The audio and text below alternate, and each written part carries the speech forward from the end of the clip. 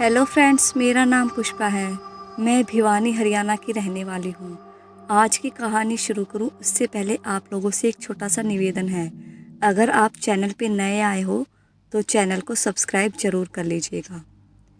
सेठ हुकुमचंद दरवाज़ा खोलता है तो सामने एक नौकर खड़ा था। सेठ जी, मनोज का टेलीग्राम आया है और ये चिट्ठी भी।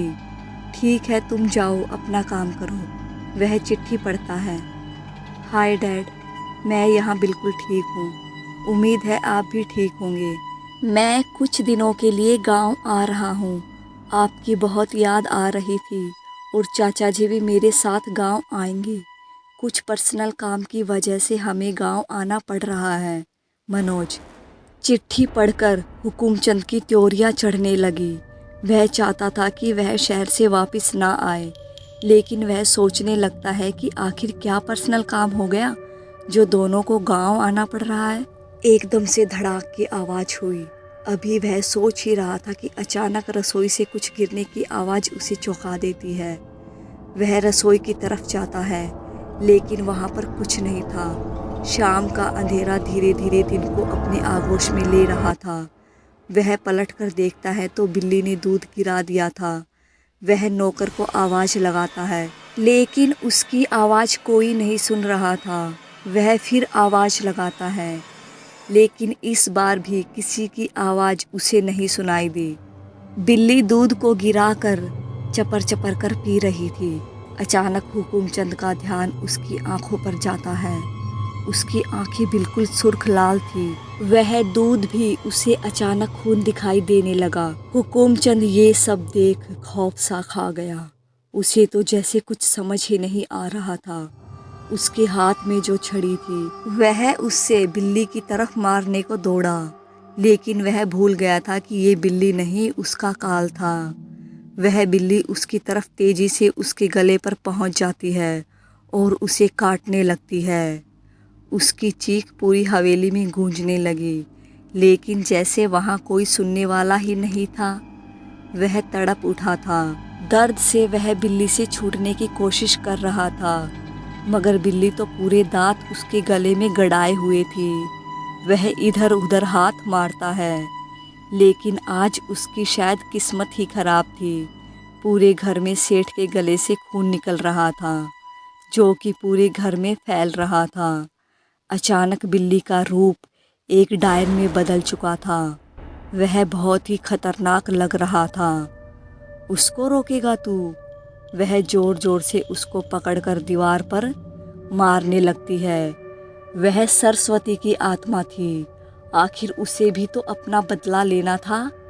वह चाहती थी कि गोवर्धन वापस आए। हुकुमचंद को मारकर वह गायब हो जाती है। जब नौकर बाकी का काम निपटा कर आता है तो उसे हुकुमचंद के शरीर से खून की धारा फूटती हुई नजर आती है। काफ़ी जगह जैसे किसी जानवर ने उसे नोच लिया हो। वह आखिरी सांसें गिन रहा था, कुछ नहीं बोल रहा था। मालिक। रामू दौड़ता हुआ अंदर आया। मालिक, मालिक क्या हुआ मालिक? मगर वह कुछ नहीं बोल पाता। उसका शरीर एक तरफ लुढ़क गया। मालिक को किसी ने मार डाला, मालिक को किसी ने मार डाला। रामू चिल्लाता हुआ बाहर गांव की तरफ भागने लगा। गांव तो पहले ही खौफ से भरा हुआ था। हर अमावस्या को मौत निश्चित थी, मगर आज कैसे? सबके दिमाग में यही सवाल चल रहा था। सबने हुकुमचंद के शरीर को देखा और तब तक अंकेश और अंकिता भी वहां आ पहुंचे थे। Oh my God! अंकिता के मुंह से अनायास ही निकल पड़ा। क्या हुआ अंकिता? अंकेश ने कहा। अब सारी गड़बड़ हो गई। मैंने सुना था कि हुकुमचंद ही शोभा के बारे में बता सकता था सारी कहानी, और अब ये भी नहीं रहे।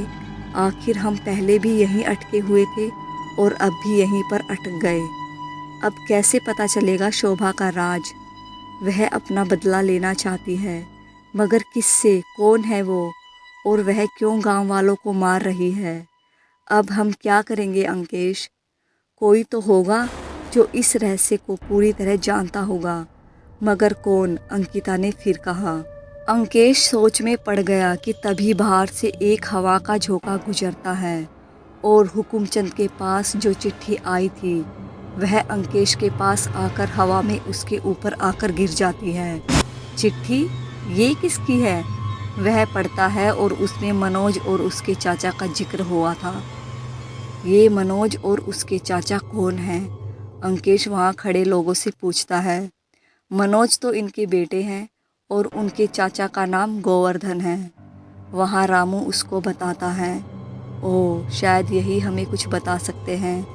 आप सब एक काम करो, उनको गांव आने दो, तभी कुछ पता चल सकता है। और अभी अमावस्या में 4 दिन हैं, तब तक वे दोनों भी आ ही जाएंगे। सब लोग हाँ भरते हैं और हुकुमचंद की बॉडी को बर्फ में मिलाकर लिटाते हैं जब तक मनोज को खबर की जाती है कि उनके पिता को किसी ने मार डाला है। जैसे ही मनोज और गोवर्धन को इसकी खबर मिलती है वह तुरंत गांव के लिए निकल जाते हैं। इधर अंकेश अपने विचारों में खोया हुआ था कि आखिर ये शोभा कौन थी। फिर उसे अचानक से विचार आता है कि जब वह शहर से गांव आए थे तो उन्हें गांव से बाहर एक बाबा मिले थे, क्यों ना उससे कुछ पूछा जाए। अंकिता भी उसकी हाँ में हाँ मिलाती है। वह तुरंत गांव के बाहर जाने के लिए निकल पड़ते हैं। वह बाबा अभी भी वहीं पेड़ के पास झोपड़ी में बैठे थे। दोनों उसकी झोपड़ी के पास आते हैं।